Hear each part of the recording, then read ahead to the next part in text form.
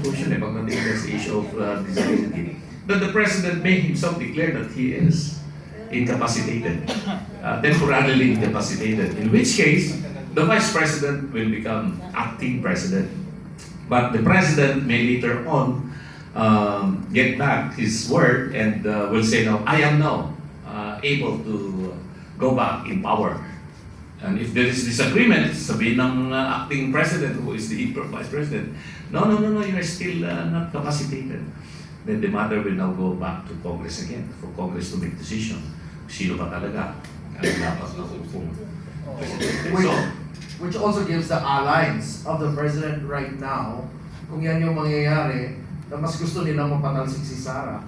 Because, you know, if indeed in question yung fitness ng President in terms of health and fitness, then, di ba, sa mga ayaw kay Sara, mas lalong pagbubutihin nila yung impeachment. Exactly. That's what they are going to do, and for sure, they're all afraid. Sabi nga natin, they're all afraid of what's gonna be happening if the Vice President becomes acting President or becomes President, given this scenario as to how grave or serious the President's health is. Hindi natin alam kasi. So, hindi tayo pwede mag-speculate na lang kung ano talaga yung tunay na kalagayan niya. Pero, you cannot prevent people from making all this speculation. Especially now in social media, yun ang nakakatakot eh. Because we have the social media that cannot be controlled. It's beyond the reach of government to stop. Unless, pagbawal na nila lahat ng social media dito, Facebook, X, whatever. So, wala na tayong information. And only the traditional media will, which is, we all know, traditional media, the mainstream media, they are under government's pocket in a way. Dahil ang kanilang mga sinasabi ay always pro-government or pro-administration.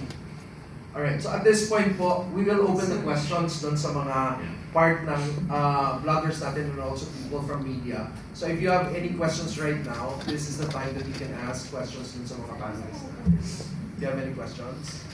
Yes po. May microphone na sila.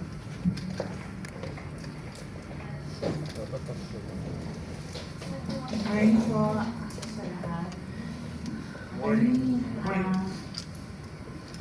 Attorney Lantino po, ang tanong ko ay para sa legality na pananagutan. Kung may pananagutan yung mga nagsampa ng impeachment na hindi nila napatunayan, which is the Congress. Kung may pananagutan sila. Well, unfortunately, wala sa ating umiiral na saligang batas o sa mga umiiral nating mga batas na meron silang civil or criminal or administrative liability.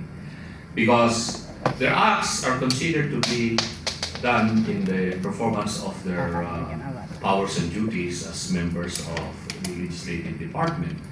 Ang kanilang magiging pananagutan na lamang po diyan ay pagdating ng halalan. Kung sila ba ay paniniwalaan pa rin ng kanilang mga constituents at iboboto pa rin sila. So, at least kahit papaano, merong ma-issue sa kanila pagdating po ng halalan na magaganap sa mga susunod na panahon. But to file cases, administrative, civil, or criminal, just because they sign the impeachment or endorse the impeachment, I don't see any liability at all. But whether or not the issue of have they read and seen the impeachment complaint that was originally filed before the House and eventually transmitted to the Senate, that is another matter. That's an issue that I think will have to be investigated in some other time. At this point in time, walang mangyayari investigation. Another question po. Yung speaker natin na sa si Tito Soto. Senate President. Senate President po, opo. Opo, ang ginagawa niya ako kasi ngayon sa dahil nasa pagkakataon sa hindi ito sa cloud ng kanyang opisina ayon sa aming kaalaman. Dito po ba pwede siyang managot? Kasi gusto namin managot yung mga hindi sumusunod sa batas. May pananagutan ba sila sa mga hindi nila saklaw na trabaho? Well, yung kanilang ginagawa kasi, ganun kasi yung tendency ng mga politiko. They are supposed to be there to craft and make defined legislative measures para sa kabutihan ng bayan at ng mamamayang Pilipino. Pero ang nangyayari kasi, mas nauunang binibigyan nila ng protection yung kanilang sariling interes o interes ng kung sino mang mga grupo o mga tao na nakatulong sa kanila para sila ay maluklok o malagay yan sa pwesto. Kaya yan po yung aking sinasabi nga na pag ganito ang sistema ng ating gobyerno, which is an oligarchy, no? Hindi interes ng ordinaryong mamamayan o ng sambayanan ng kanilang uunahin kung hindi ang kanilang pansariling interes o interes ng mga tao na nakatulong sa kanila para malagay sila sa pwesto. So, yung mga pananalita po nila, binibitawan po nilang mga salita o kanilang mga ginagawa ngayon ay bahagi po ng sabihin nila, well, this is our political action.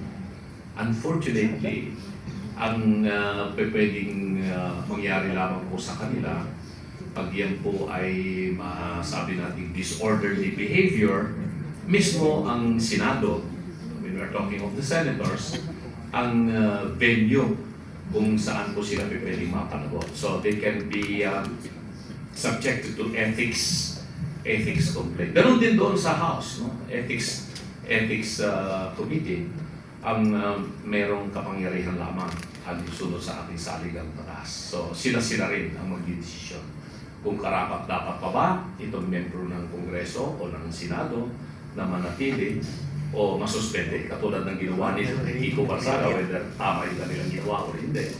That is a political question.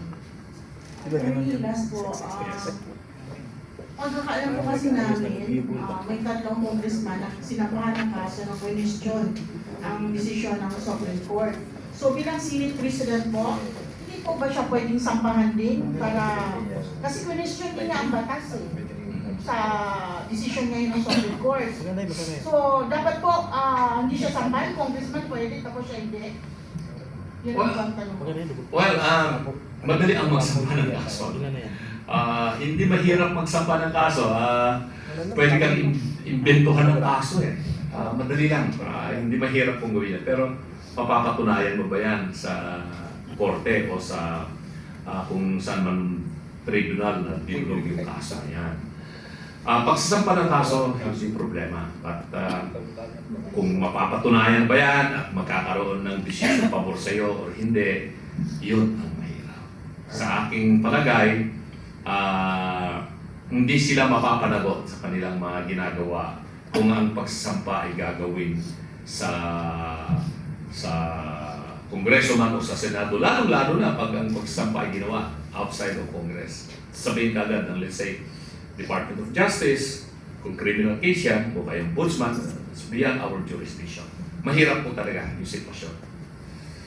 Alright, so given